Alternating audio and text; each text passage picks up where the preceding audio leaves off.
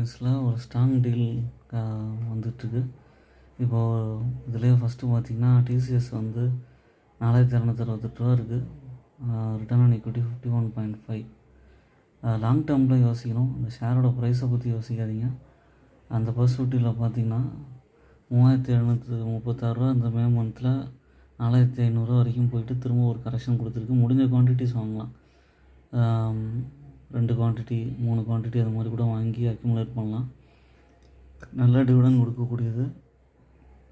Return on equity வந்து last 3 இயர்ஸில் 47.4 இருக்குது. ஹெல்த்தி டிவிடன் பேட் 66.2 இருக்குது.